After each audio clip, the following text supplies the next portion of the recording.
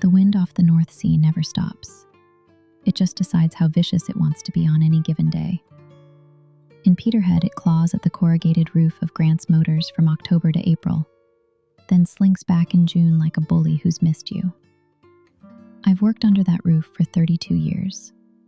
The place reeks of diesel, salt, grinding paste, and the ghost of the roll-ups I gave up when Ewan was 8. The smell is in my skin now. Fiona says the house stinks of the garage. She's right, and I hate that she's right. I am 52.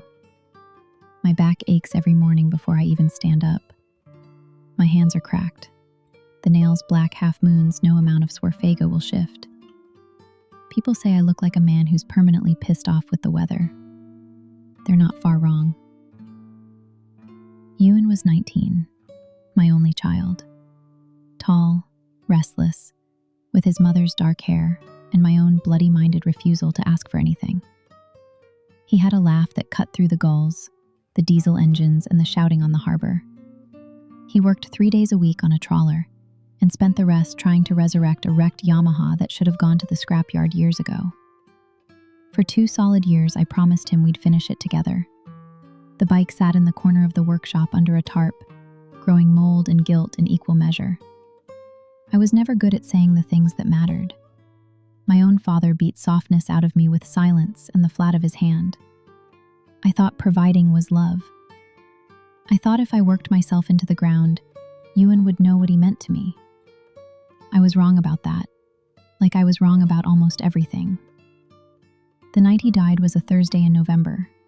The rain came sideways, hard enough to sting your face raw. I was elbow deep in a Scania gearbox that had swallowed a shear bolt. The driver needed it for a Shetland run at first light. Money was tight.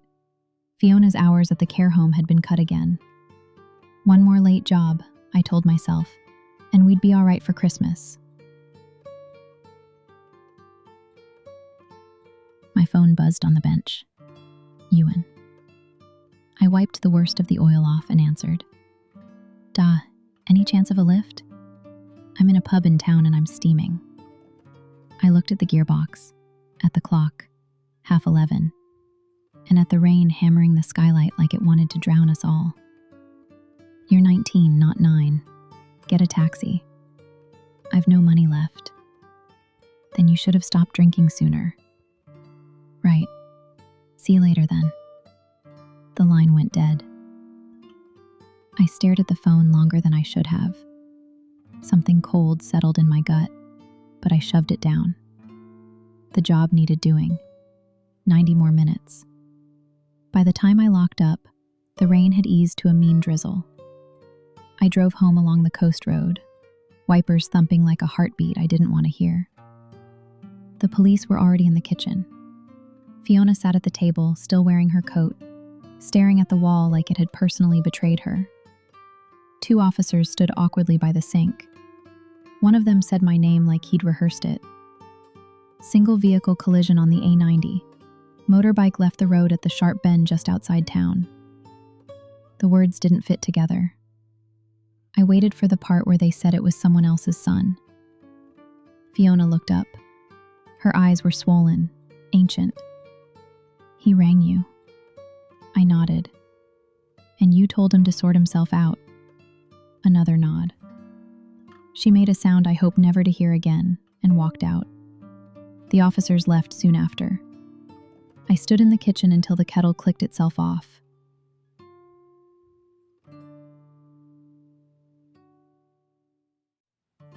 I replay that call every single night.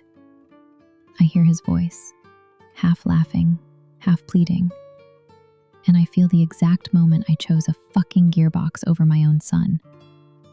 I feel it in my teeth, in my bones, in the marrow. I chose metal, money, and stupid pride over flesh and blood. And now he is cold under the ground, and I am still here, breathing. The funeral was hell in a collar and tie. The church was full of boys Ewan's age who couldn't look at me. Fiona wore black that made her look carved from grief. When the minister said, "A young life taken too soon," her grip on my arm was the only thing keeping me upright. She didn't cry in public. She saved it for me. That night, she told me to sleep in the spare room. I have slept there ever since. I thought the pain would shrink. It hasn't. It's grown teeth. Fiona moves through the house like a ghost who hasn't accepted she's dead. She cooks nothing. She speaks only when she must, and then her voice is raw. I leave earlier, come home later. I fix strangers' cars with the same hands that signed the form saying yes. That broken body is my son. Customers say I'm quieter than ever. I think they're relieved. One night in January, I found her in the back garden burning things. Photographs, school reports, the hoodie Ewan lived in. The flames were small and ferocious. I can't look at his face anymore, she said. I watched the fire eat the picture of him at 14, grinning beside the half-built bike, both of us covered in oil. I should have gone for him, I said. She laughed, and the sound sliced me open. You think that's the whole story? One lift? You were never there, Alistair. Not once. Not for parents' nights. Not for football. Not when he cried because some girl tore his heart out. You were always at that fucking garage. He died believing his own father didn't give a damn. She walked away. The fire kept burning until there was nothing left but ash, and the smell of a childhood turned to smoke. Spring came late and mean. The garage stayed busy. People never stopped breaking things. I worked alone now. The young lad who helped me quit after the funeral. He said the air was too heavy. He wasn't wrong. One Saturday in April, the wrecker turned up with what was left of Ewan's Yamaha. Insurance needed it assessed. The driver dumped it in the yard and left without a word. I stood in the rain and looked at it. Frame twisted like a snapped spine. Tank stoved in. Front wheel folded like paper. It looked like it had screamed all the way into the wall. I pushed it inside. That night I stayed after closing. I put on Springsteen, the song Ewan always played too loud, and began stripping the corpse. Every bolt I undid felt like undoing another year of my life. I saw him at 14, laughing because the clutch finally bit. I saw him at 16, asking why I never told him I was proud. I saw him at 19, walking away after I said bikes would kill him one day. They did. At 2 a.m, I was sitting on an upturned bucket beside the bare engine. In the bin, I found the key, still on the stupid skull keyring Fiona bought him as a joke. I held it until it warmed. Then I broke. I pressed my forehead to the cylinder head, still smelling of him, of two-stroke and teenage sweat, and I cried like I have never cried in my life. Not when my father died. Not when Fiona miscarried the baby before Ewan. Never. The sobs came from somewhere older than memory, ugly, wet, and deafening. I wrapped my arms around the engine like it was him, and I begged. I was proud of you every single day, son. Every single fucking day. I just didn't know how to say it. I thought if I kept you fed, clothed, and safe, you'd know. I thought there'd be more time. I'm sorry. I'm so fucking sorry. Come back. Please, God, come back.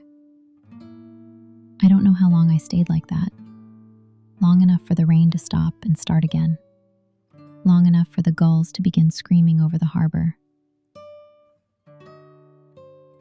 I didn't hear the side door open. Fiona stood there in her coat, hair dripping. She had come looking when I didn't answer the phone. She saw the stripped bike, the tools scattered like shrapnel, me folded over the engine like I was trying to crawl inside it and die. She said nothing for a long time. Then she walked across the concrete, knelt in the oil and swarf, and wrapped her arms around me. I resisted for half a second, old habit, then collapsed into her like a wall that had finally given up. We held each other among the wreckage and cried until our throats bled and our eyes burned, and there was nothing left but the sound of two shattered people breathing the same air for the first time in months. Later, when the sky turned the color of weak tea, we pushed what remained of the bike back under the tarp together. We didn't say whether we'd ever finish it. Some things can't be fixed. Some things you just carry. We walked home as the town woke. I reached for her hand. She let me take it. It wasn't forgiveness. Not yet. Maybe never. But it was something. And for the first time in my entire life, I cried where someone could see me. I cried where someone could hold me while I did it. I will never stop missing him. I will never stop hearing that last phone call. I will never forgive myself. But I am learning, slowly, painfully, that love isn't always loud. Sometimes it's just showing up too late and staying anyway.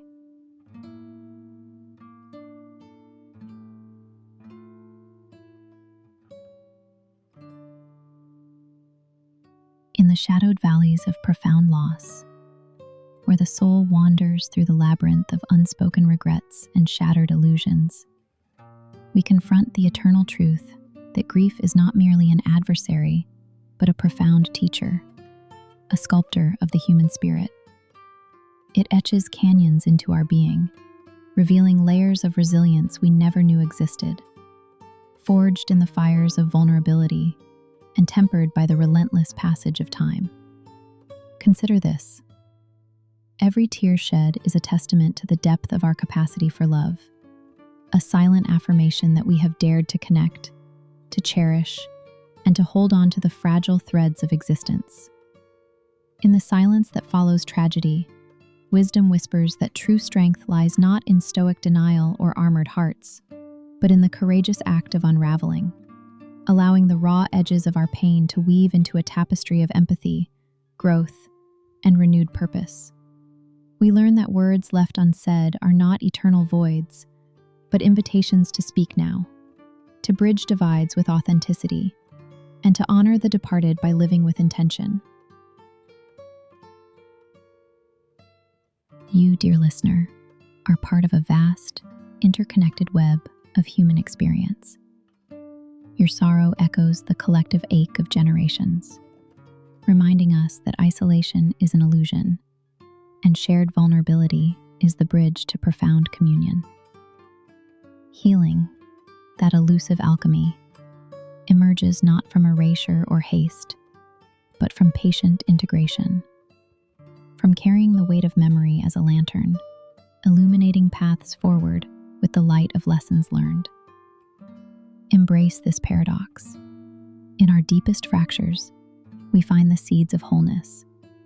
In our most piercing solitude, the call to deeper connection. Let grief refine you, not define you, transforming wounds into wellsprings of compassion that ripple outward, touching lives in ways unseen. For in the grand design of existence, every ending is a prelude to rebirth. Every silence, a prelude to song. Thank you for watching. You've been listening to Lilith Sanctum. Until next time.